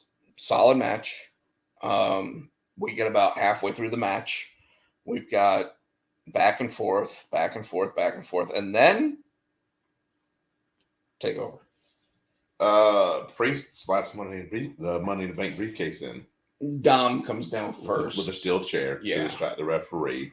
Priest throws the case in. It was such a great move. Goes through his legs. And who are you supposed to blame there? Damn bit, Finn Balor. So Finn wants to blame Damian Priest, but Finn literally looked like a Looney Tunes character there, watching the thing go through his legs and being like, "What just happened?" Oh, he knew it because he realized it because he stopped. He was like, "He's behind me." but you know what I mean? Like, did Damian throw it too fast? Did what is Finn's thought process here? Because ultimately, I'm sitting there going, "There's no way Damian Priest was at fault this time." Yeah. SummerSlam, I kind of get that. He threw it in the corner. Finn went for it. He ended up getting the stomp. Okay. This time, he threw it right to Finn, went right through his legs, Bill Buckner style in 1986. Sorry, kids. And then what do we get at the end of the night? They start beating down on Rhodes. Sammy tries to come down to help. They all beat the snot out of him. Someone else comes down. Yeah, but he doesn't get in. He looks on from ringside as a smile. JD Madonna did come down. Well, he was the one that actually caused Sammy to not get his whole. Yeah. So it was 5-on-2 basically. Yeah. Oh shit. Next show. We'll run through NXT because we're running out of time. We can just go to Dynamite if you want. Was there anything on NXT? Or Wesley. Oh, Wesley versus Dijak, yeah. He won the number one contest. So at the end, Wesley did. Wesley's the number one contender. So, which I told you was going to happen. Yeah, it's Wesley's still weird. A better wrestler than Dijak. But so all through the night they've showed Hayes Carmelo is signing these pictures all through the night. So Dijak has come through, and then Wesley came through. Said at the end, at the end of the night, the most important thing you're going to sign is this contract, right? Sure. So they go through the match.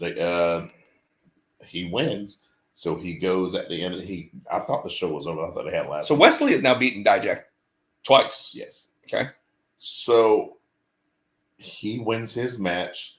He goes to the back where Wesley is still signing. Okay, where Carmelo is still signing. He goes, "Yeah, you're gonna sign this contract now." And then he takes the table that Carmelo's using, and he drags it to the ring. He drags the table to the ring with the posters or whatever. And he knocked them all off. He knocked it all off, took the table, and dragged it to the ring. Carmelo's like, and so Carmelo goes after him, and they have a back and forth. Obviously, set it up. And so Carmelo was like, you're not gonna beat me. Da da da da da da da da. I don't see Wesley beating him. I think the coolest part of that set is Carmelo was like, yeah. Now you signed this, you're going to be second best to me. You can't, because that was Wesley's whole thing. He said, I'm tired of people telling me I can't. He goes, you won't. No, you can't beat me, right? So he's standing there. Wesley, from a flat foot position, because they're on the opposite side of the table, jumped up on this table and broke it, and was in Carmelo's face. That was the coolest part. That was cool. I might have to go back. Yeah, we'll go back and watch it after this. You got to see that. Okay. So, okay. I think. Remember, I was saying Carmelo can't leave right now because there's nobody. And I've told you, there's no one that can take the spot. Yeah, the only person that could is Wesley. Yeah, sure. It's not going to be. I'm with you. It's not going to be. They're going to do something different with Braun. I don't think Breaker's going to get the No, belt. I don't want Braun Breaker to win that belt again. All right, so let's fast forward this. Let's get to Dynamite. I'm gonna let you. Dynamite. It started out with Cassidy and Wheeler Yuta for the AEW International Championship, which totally broke down to. At the end, it did. It did. Cassidy won, right? Yeah. Cassidy wins, continues his streak. Again, they don't end in disqualification. Then the Blackpool Combat Club comes down. Then Eddie Kingston comes down. The Mad King. And of course, the commentators, my favorite part is, we didn't even know he's back in the United States, folks. We don't know. We didn't know about his travel plan. Really, motherfuckers? You didn't know what his travel plan? Like he is contracted to your company. You know what his travel plans are. Anyways, he comes out and he says, Wembley Stadium Stampede. Now, the question on everybody's mind is, how are you going to do this when it's not a video recorded match? Especially since the entire stadium is going to have chairs. Like, the entire place is going to be full. Oh, they got to figure something out unless they do it the day before. I'm kind of thinking they're going to film a lot of backstage stuff, and then they'll do what they've always done, which is at the end of the match, they all come into the ring. Or into the arena part. And, I'd be completely fine if they don't win the match in the arena. Like, or not in the ring, but in the arena somewhere else, because it's just wherever you pin somebody, you pin them, So Omega's doing an interview with Jim Ross. Now, my favorite part of this is not the interview. It's when he's getting jumped. Why do they keep panning back to JR? Because he keeps inching away. They're slamming the door. They pan back to JR. JR's like, I don't want to be part of this. Well, have you seen JR's leg recently? Mm-mm.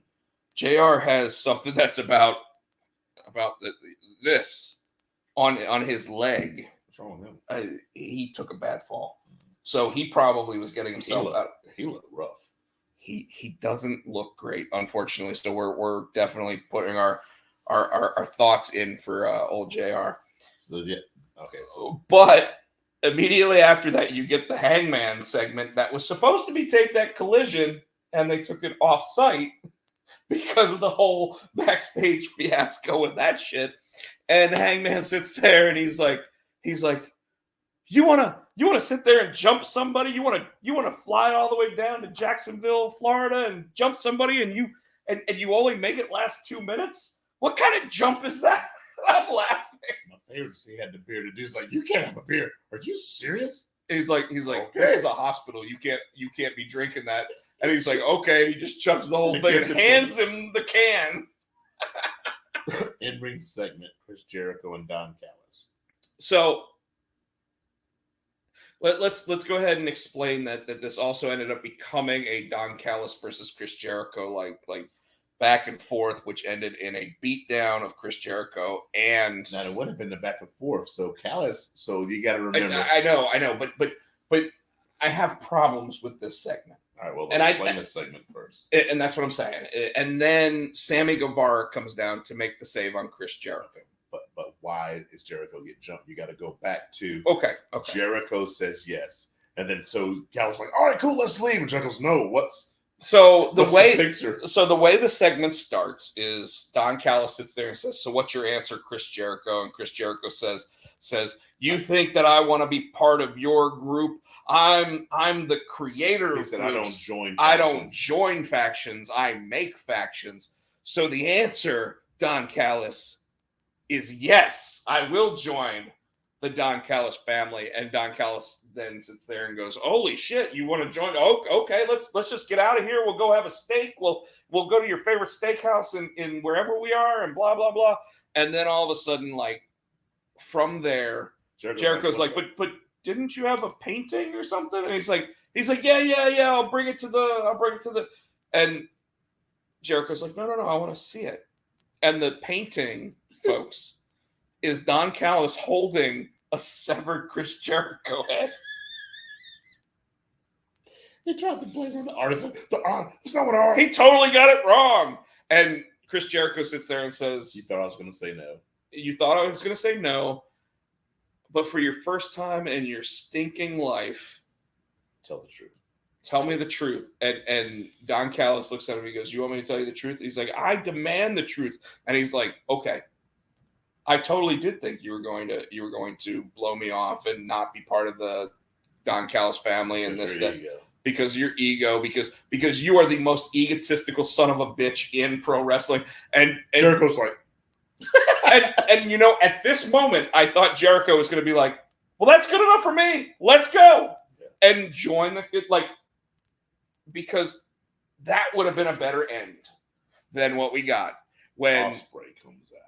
Takeshita comes out first, but Jericho catches him because Jericho throws Callis into the corner, and then Takeshita comes out with a steel chair. Jericho stops the steel chair, ends up hitting Takeshita, and then Will Ospreay comes out of nowhere, which sets up Jericho versus Ospreay at All In.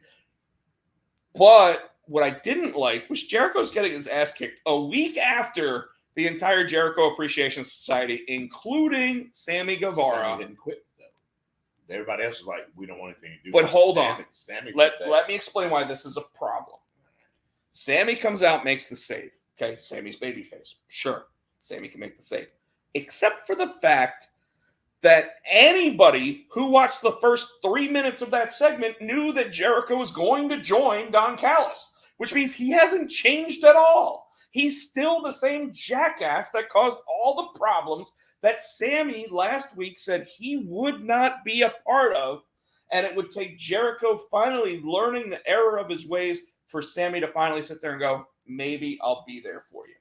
So Jericho so yes, while he did say yes, once he realized that, hey, Callis is a jackass, he did go to turn on Callis, right? Sure. You got to think of the psychology of this. Jericho bought Sammy in, so Sammy still got that soft spot for Jericho. Sammy didn't turn on him. Sammy told him, I'm not saying no yet. He saw his friend in trouble. Sammy's a babyface. He did what a babyface would do. Tessa, I don't know where you were asking where I'd be. I asked you if you wanted to go see a movie earlier today. So, anyways. But yes, we're here. We're doing our YouTube show like we do every. Are we hooking up in the middle of this damn show? No. Oh, though she did call me husband.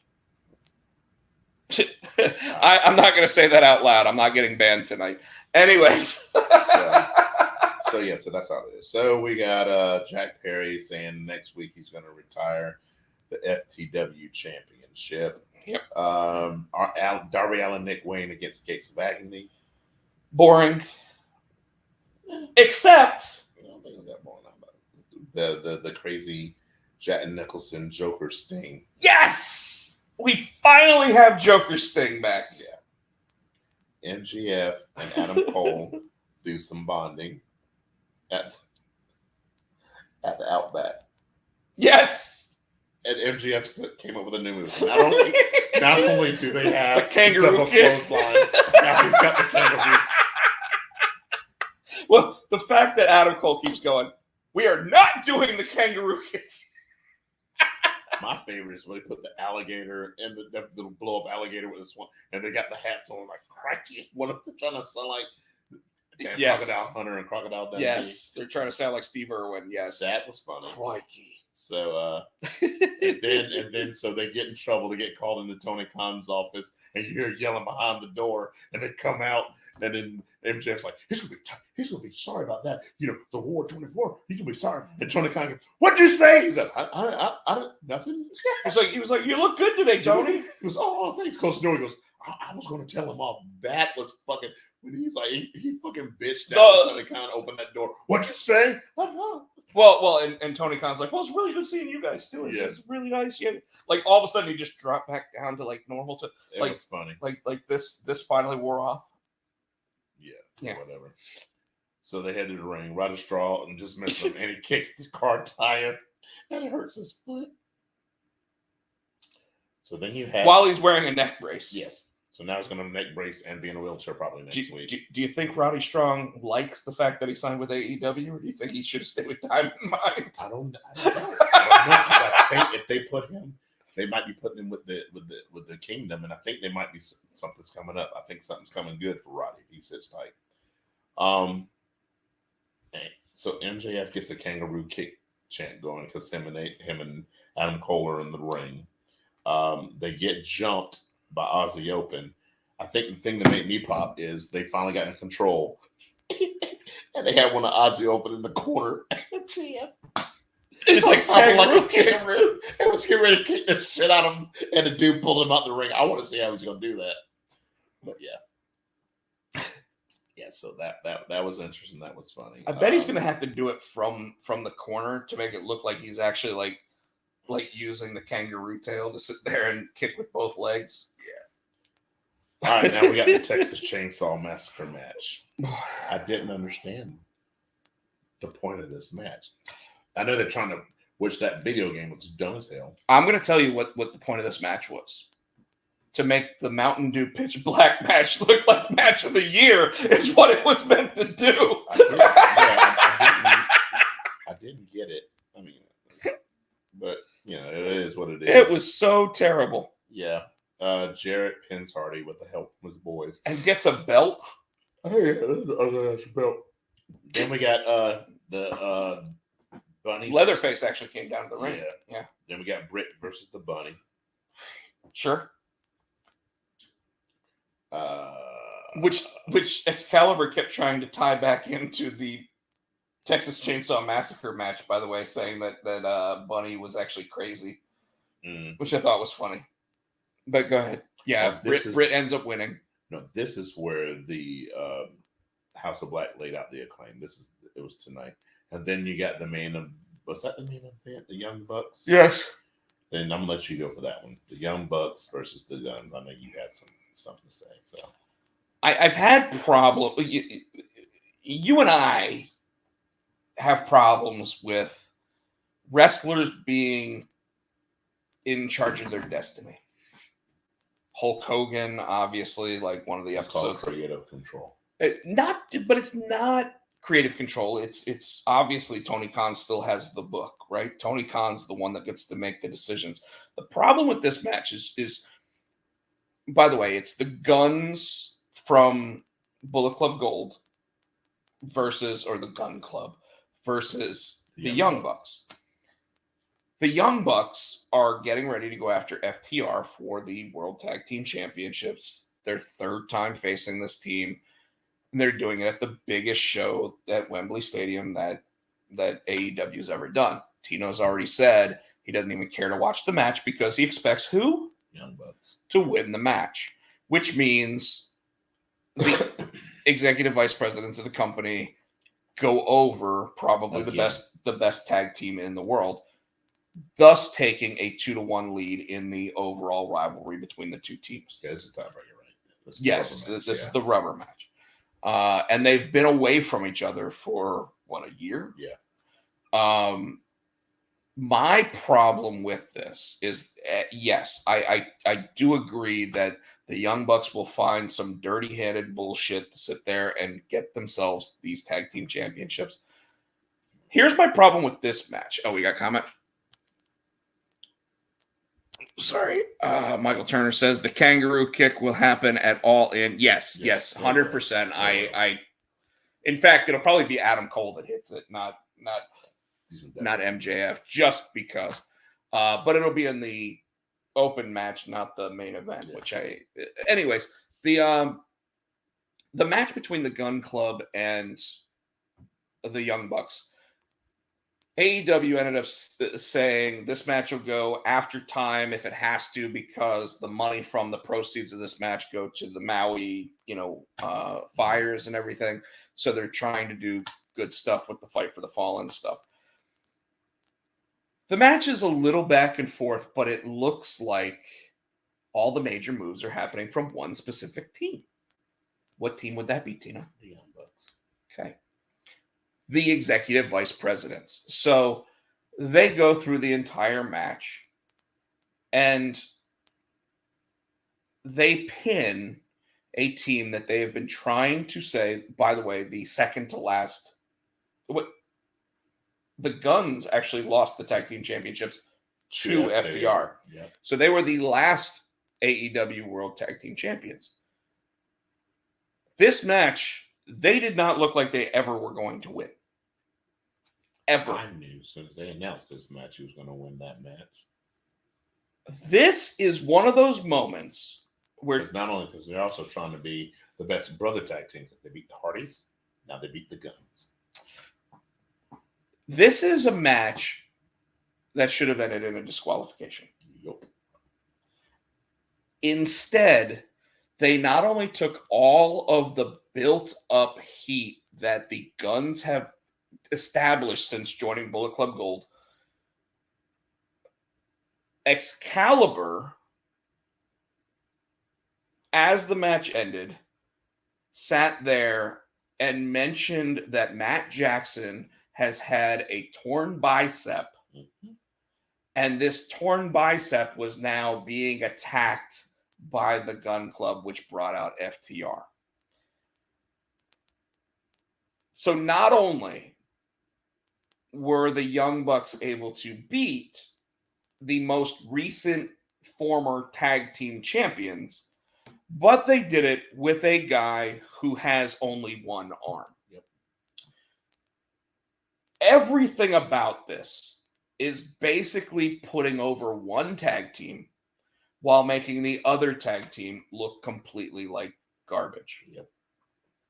Nothing they did made the Gun Club look like a legitimate contender for FTR, who they lost the titles to, or the Young Bucks. Now, is it important that the Young Bucks beat the Guns before going for the championship? Maybe. But they would have won these titles by or they would have won this match by disqualification if Bullet Club Gold had come down into the ring and caused a disqualification. Which would have kept the Guns looking strong. And if they actually beat down the Young Bucks, which brings out FTR, it sets up a match for next week between all 8 of them. Yep. And at the same time, also makes Bullet Club Gold look like a legitimate faction against these 4 guys who, in that match, there would be something that would cause them to lose the match because they would not be able to continue working together through the entire thing. Instead, what we got was the Young Bucks, which I sent you the Jim Cornette thing from the Hardys match, where it's like, suddenly you have the one guy looking all mean mugging and everything else, and I'm just sitting there going, Cornette nailed it. And I hate that because, like, Cornette's an old curmudgeon. Yes. But I can't deal with this, Tino. What? They didn't kill us yet. No. We're still good. All right, well. We're about to hop off anyway. All right. But the whole idea that the Young Bucks had to go over in this match, and they had to do it clean. Yeah. And then they had to sit there and say that one of the Young Bucks has a torn bicep muscle, which means when they beat FTR, they did the same shit to them that they just did to the Gun Club. Yep. And then I looked at our Facebook page, our group, and the group, I sat there and put the Matt Jackson's torn bicep, blah, blah, blah. And someone sits there and goes, Matt Jackson hasn't claimed that he's got an injury. Bullshit. Matt Jackson has claimed that he's been injured since they were still with ROH. That was over 4 years ago. Yeah, that's a true story. So the fact of the matter is the Young Bucks are still pulling the Young Buck bullshit. Yeah. Anyways, I'm done. Whew. That's a Potsy and Tino show for you folks. Hey, folks on TikTok, thank you so much for joining us. Obviously, the YouTube channel, thank you so much. We absolutely enjoy having you here. Tino, why don't you do what you do so well? I'm going to do mine. So I am on the Twitter. You can find me at HoolieFan91. Hoolie Fan? I'm tired. Spengoolie Fan? At HoolieFan91. You can find me on Snapchat, SC Tino. You can find us on, it's not even Twitter anymore. You can find us on X. What? You can find us on X or the Potsy and Tino, Facebook or the Potsy and Tino Show. Or the Potsy and Tino Show here each and every week on YouTube, the Pots and Pans Network, Potsy and Tino Show. Please like and subscribe and buy our shit as always. We want to say thank you to Adam's House Cat for the wrestling song. You can get it on iTunes for 99 cents, 99. It is used with permission. You already said that. I'm saying it at the end just so that everybody knows. Obviously, on TikTok here, you can follow us at Rob Potsy Potcheck. You can follow me on YouTube at Rob Potcheck. You can follow me on Twitter at Potcheck. And on Instagram at both Rob Potcheck and Rob Potsy Potcheck. For that, folks, he already mentioned Adam's House Cat. We want to thank them one more time. This has been the Pots and Pans Network. This is the Potsy and Tino Show. The Potsy and Tino Show. Yes, the Spengoolie 91. The Buffalo 91. My wife's Italian. I can do that. You can. We're here every Thursday night, 8:30-ish Eastern Standard Time. 8:15, but 8:15, 8:30. And if you liked what you saw, follow the channels. Let's get some likes. We do have a Potsy and Tino Show on TikTok. We will try to start putting stuff on it if this goes well. We obviously need to get the likes on Potsy and Tino up on TikTok to be able to do this live on the Potsy and Tino. Correct. So yeah. So with that said, folks, we're going to go ahead and play our outro music and have a great night.